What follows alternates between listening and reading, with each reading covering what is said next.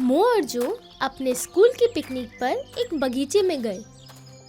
वहाँ की देखरेख करने वाले लड़के ने उन्हें बगीचे पर मौजूद अलग अलग चीजों के बारे में बताया।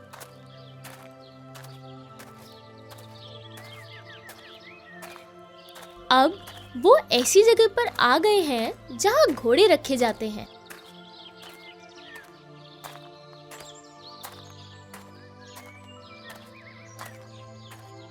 एक वक्त था जब कोई भी बगीचा बिना घोड़े के ना होता था, लेकिन इनके साथ काम करना आसान नहीं था। इसका क्या मतलब हुआ? दरअसल इसकी एक कहानी है जो बगीचों के लड़कों को पता है। हमें भी वो कहानी सुनाओ। हाँ, सुनाता हूँ।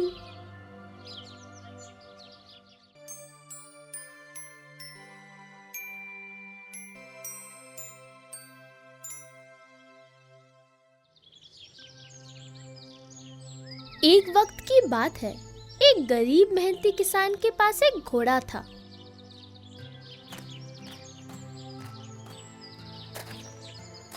किसान पूरे महीने मेहनत से काम करता था और जो भी नमक उसने महीने भर इकट्ठा किया होता था उसे बाजार में जाके बेच देता था।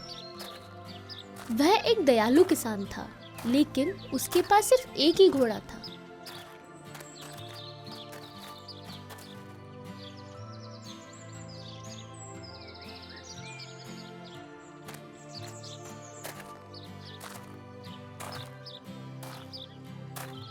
इसलिए वो घोड़े की पीठ पर नमक के 2 बोरे रखता था। मुझे माफ करना मेरे बच्चे, जानता हूँ नमक के बोरे भारी हैं, लेकिन मेरे पास कोई रास्ता भी नहीं है। घोड़े को गांव के बाजार तक का लंबा रास्ता पसंद नहीं था। वो केवल घर पर ही रहकर सूखी घास खाना पसंद करता था। इसलिए वो धीरे धीरे किसान के पीछे बाजार के लिए चल पड़ा।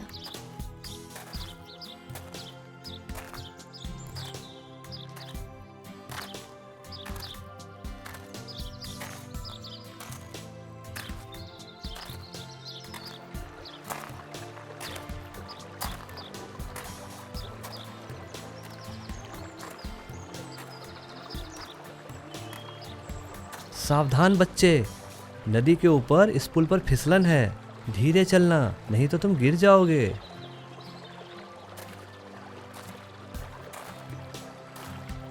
घोड़े ने अपने मालिक की चेतावनी पर ध्यान नहीं दिया।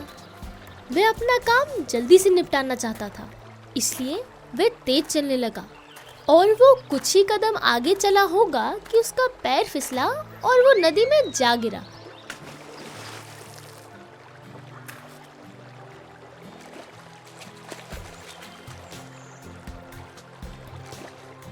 अरे नहीं, मैं अभी बाहर निकालता हूँ तुम्हें। किसान ने घोड़े को पानी से बाहर निकलने में मदद की।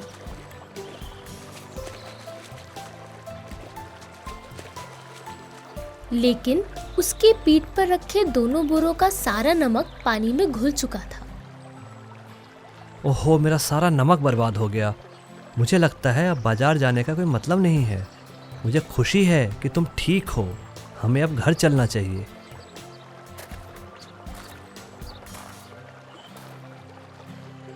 घोड़ा इस छोटी सी घटना से बहुत खुश हुआ कि अब इतनी कड़ी मेहनत नहीं करनी पड़ेगी।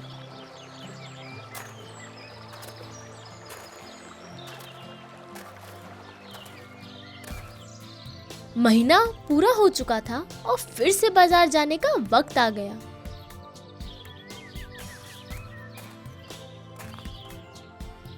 चलो बच्चे, अब हम दोनों को बाजार चलना है।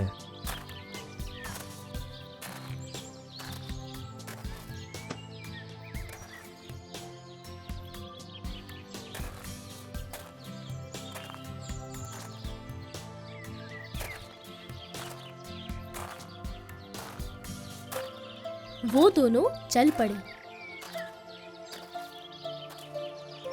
चलते चलते फिर से वो नदी के पास आ गए। घोड़े को याद आया कि पिछली बार क्या हुआ था और वो किस तरह गिरने के बाद बाजार जाने से बच गया था।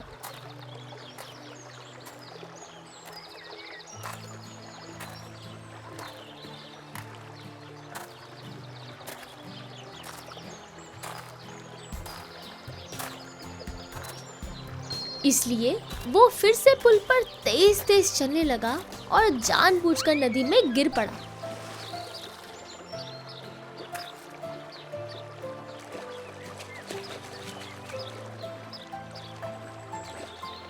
अरे नहीं, तुम ठीक तो हो ना मेरे बच्चे?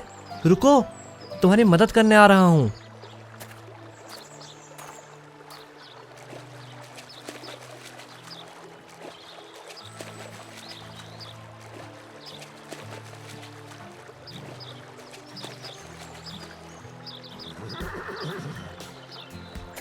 एक बार फिर से उन दोनों को वापस अपने बगीचे पर लौटना पड़ा क्योंकि सारा नमक नदी में घुल चुका था।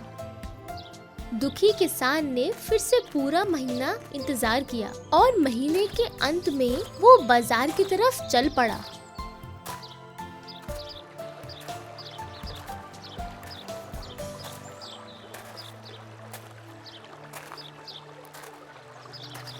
और इस बार फिर से घोड़ा जानबूझकर नदी में गिर गया और किसान का नमक बर्बाद कर दिया।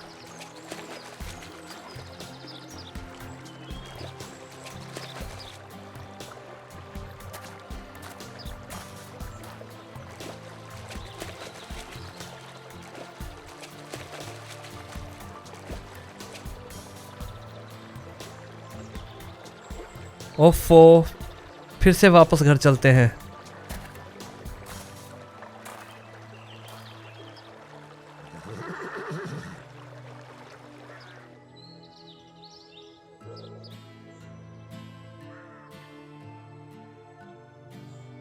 किसान ने बहुत धीरज से फिर से अगले महीने का इंतजार किया और इस बार उसने नमक की जगह रुई बोरे में भर दी।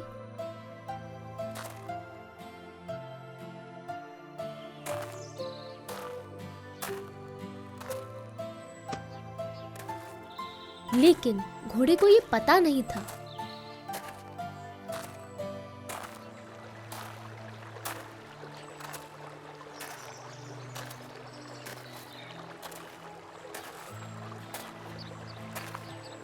जब वह पुल पर आया तो घोड़े ने फिर से जानबूझकर खुद को नदी में गिरा दिया ताकि उसे आगे न जाना पड़े।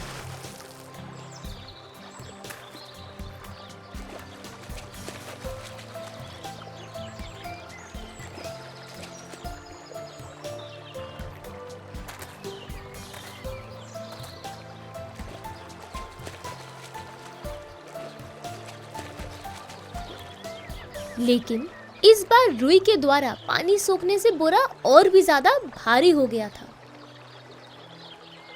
तुम फिर से नदी में गिर गए, है ना?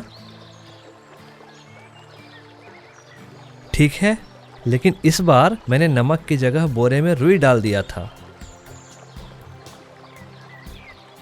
तुम्हें क्या लगा मैंने गौर नहीं किया तुम्हारी हरकत पर? जानबूझकर मेरा नमक बर्बाद करते थे। अब यही तुम्हारी सजा है और अब ये भारी बोरे तुम्हें बाजार में लेकर जाना होगा। जब तक हम लोग बाजार पहुंचेंगे तब तक हमारी रुई भी सूख चुकी होगी। इस तरह उस घोड़े को अपने आलसपन की सजा भुगतनी पड़ी और पहले से दुगने भार का बोरा लादना पड़ा। इस तरह से किसान ने अपना काम करने का एक बेहतर रास्ता निकाला। मशीन की वजह से किसान को आसानी होगी काम करने में। हाँ, बिल्कुल वैसे ही।